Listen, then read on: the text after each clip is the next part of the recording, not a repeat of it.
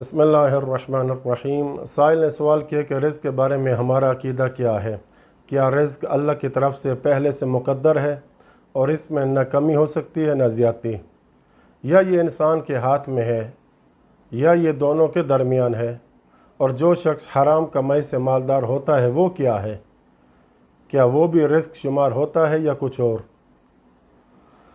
تو اس کا جواب یہ ہے کہ رزق کے بارے میں کچھ حقائق قرآن کریم کی آیات اور معصومین علیہ السلام کے کلام سے سمجھ میں آتے ہیں کہ جن کا ادراک ضروری ہے، اور ان کے ذریعے ہمارا رزق کے بارے میں عقیدہ واضح ہوتا ہے۔ پہلی بات یہ کہ ہر انسان کا رزق اللہ کی طرف سے مقرر ہے۔ اس بارے میں امیر المومنین علیہ السلام فرماتے ہیں کہ الرزق رزقان، رزق تطلبہ و رزق یطلبک۔ رزق دو طرح کا ہوتا ہے، ایک وہ جو تمہاری تلاش میں ہے اور ایک وہ جس کی تم تلاش کرتے ہو۔ پس جو دنیا کو طلب کرے موت اسے طلب کرے گی یہاں تک کہ اسے دنیا سے محروم کر دے، اور جو آخرت کو طلب کرے دنیا اس کے پیچھے آئے گی یہاں تک کہ وہ اپنا مقدر رزق حاصل کر لے۔ حوالہ ملا یحضر الفقیہ کی 4 جلد صفحہ 384 پہ موجود ہے۔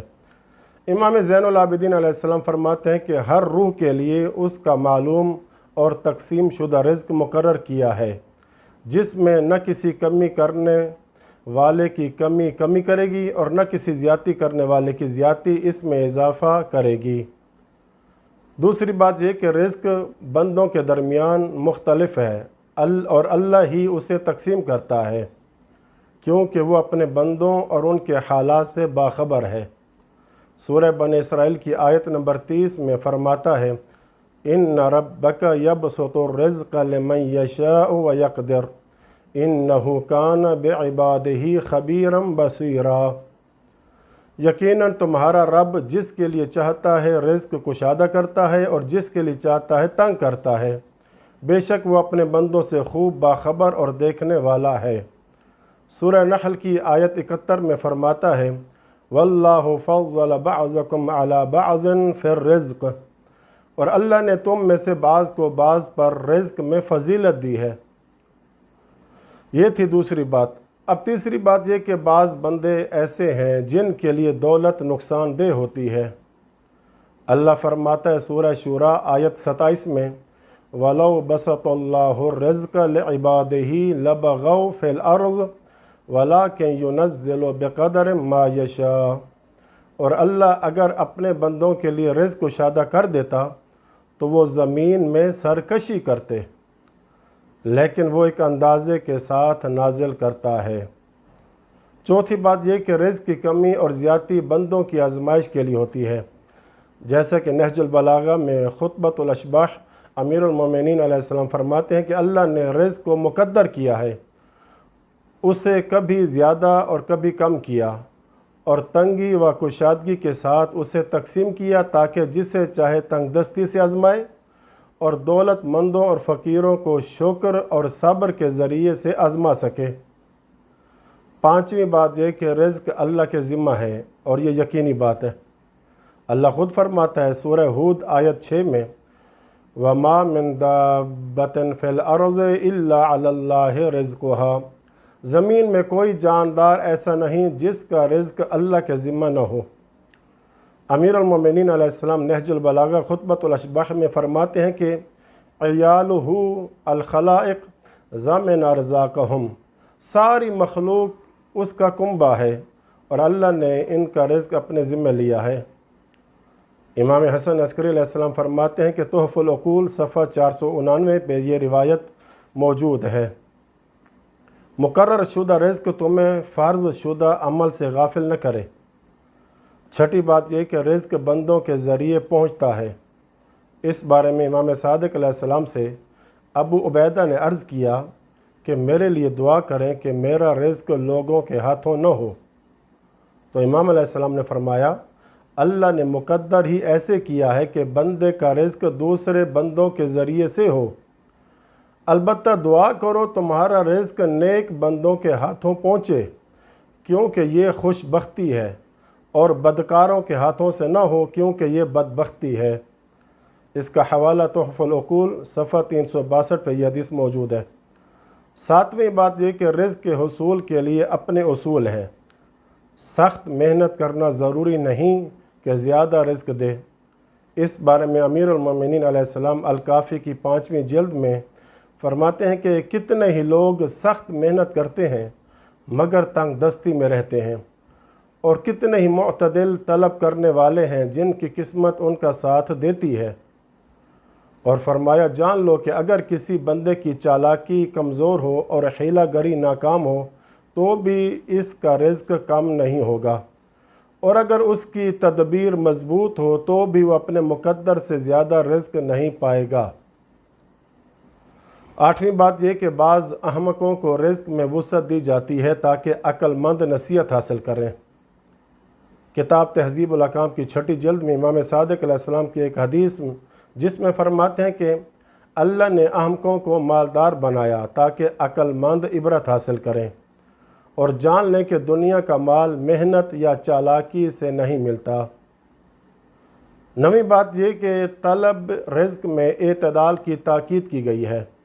کتاب الکافی 2 جلد میں رسول خدا صلی اللہ علیہ وآلہ وسلم فرماتے ہیں کہ روح الامین نے میرے دل میں پھونک ماری کہ کوئی جان اس وقت تک نہیں مرے گی جب تک اپنا مکمل رزق حاصل نہ کر لے۔ پس اللہ سے ڈرو اور رزق طلب کرنے میں خوبصورتی اختیار کرو، اور رزق کے دیر آنے پر حرام کا راستہ اختیار نہ کرو۔ نہج البلاغہ میں امیر المومنین علیہ السلام اپنے بیٹے حسن کو نصیحت کی کہ طلب میں نرمی اختیار کرو اور کمانے میں حسن سلوک اختیار کرو، کیونکہ بہت زیادہ طلب بعض اوقات جنگ کا سبب بن جاتی ہے، اور ہر تلاش کرنے والا رزق نہیں پاتا، اور نہ ہر اعتدال کرنے والا محروم رہتا ہے۔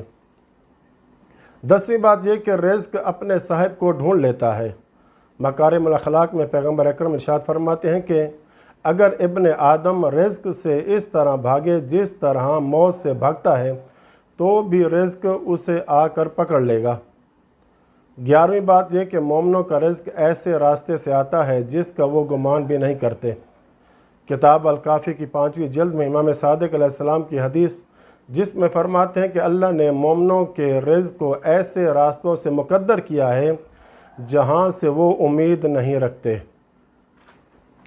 12ویں بات یہ کہ رزق میں تاخیر پر اللہ کو قصوروار نہ ٹھہراؤ، جیسا کہ کتاب الکافی کی 2 جلد امام موسیٰ کاظم علیہ السلام فرماتے ہیں کہ جو اللہ کو پہچانتا ہے اسے چاہیے کہ رزق میں تاخیر پر اللہ پر بدگمانی نہ کرے۔ اس کا علاج یہ ہے کہ استغفار کیا جائے۔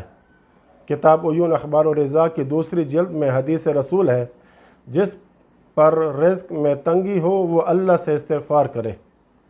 کتاب تحف العقول صفحہ 174 پہ امام علیہ السلام نے کمیل کو نصیحت فرمائی کہ جب تم پر رزق میں تنگی ہو تو اللہ سے استغفار کرو، اللہ تم پر رزق میں کشادگی فرمائے گا۔ 13ویں بات یہ کہ دعا سے اضافی فضل حاصل کیا جا سکتا ہے۔ کتاب تفسیر عیاشی کی 1 جلد میں امام صادق علیہ السلام نے فرمایا اللہ نے رزق تقسیم کر دیا ہے اور ایک بڑا فضل رکھا ہے جو مخصوص دعا کے ذریعے عطا ہوتا ہے۔ امام محمد باقر علیہ السلام فرماتے ہیں کہ رزق فجر اور طلوع آفتاب کے درمیان تقسیم ہوتا ہے، اور فجر کے بعد اللہ کا ذکر رزق طلب کرنے میں زمین میں سفر کرنے سے زیادہ مؤثر ہے۔ 14ویں بات یہ کہ رزق میں اضافے کے چند اسباب ہیں۔ پہلا سبب یہ کہ نیک نیت ہو۔ امام صادق علیہ السلام فرماتے ہیں کہ جس کی نیت اچھی ہو اس کے رزق میں اضافہ ہوتا ہے۔ دوسرا سبب یہ کہ حسن اخلاق ہو، کیونکہ حسن اخلاق رزق میں اضافہ کرتا ہے۔ تیسرا سبب رزق میں اضافے کا وہ یہ ہے کہ کھانا کھلانا، یعنی جو کھانا کھلاتا ہے اس کی طرف رزق چھری کی رفتار سے بھی زیادہ تیزی سے آتا ہے۔ چوتھا سبب یہ کہ بھائیوں کے ساتھ مواسات اختیار کرنا بھی رزق میں اضافے کا باعث ہے، یعنی اللہ کی رضا کے لیے بھائی کی مدد کرنا رزق کو بڑھاتا ہے۔ پانچواں سبب بھائیوں کے لیے غائبانہ دعا کرنا، یعنی غائبانہ دعا رزق کو کھینچ لاتی ہے۔ چھٹا سبب صدقہ دینا ہے، یعنی صدقہ زیادہ کرو تاکہ رزق زیادہ ہو۔ اور صدقے سے رزق نازل ہوتا ہے۔ ساتواں سبب رزق کے اضافے کا وہ یہ کہ امانت داری اختیار کرنا ہے، کیونکہ امانت داری رزق کو بڑھاتی ہے۔ یہ تھے رزق میں اضافے اور زیادتی کے اسباب۔ اب وہ اسباب جن کی وجہ سے رزق میں کمی واقع ہوتی ہے، ان میں پہلا یہ کہ گناہ، یعنی بندہ جب گناہ کرتا ہے تو اس کا رزق چھن جاتا ہے۔ دوسرا سبب یہ کہ حرام کھانا، یعنی حرام مال زیادہ ہونے سے رزق میں برکت ختم ہو جاتی ہے۔ تیسرا سبب یہ کہ جو رزق میں کمی کا سبب ہے وہ ہے حرام کمائی۔ اگر بندہ حرام مال حاصل کرے تو اللہ حلال رزق سے اس کی کٹوتی کر لیتا ہے۔ آخر میں اللہ سے دعا ہے کہ ہمارے رزق میں برکت عطا فرمائے، جو بے روزگار ہیں ان کو روزگار نصیب فرمائے، اور ہمیں ایسے اعمال انجام دینے کی توفیق عطا فرمائے کہ جن کی وجہ سے رزق میں اضافہ ہو اور کسی کمینے کا محتاج نہ فرمائے۔ آمین یا رب العالمین۔ وصلی اللہ علی محمد وآل بیتہ الطاہرین۔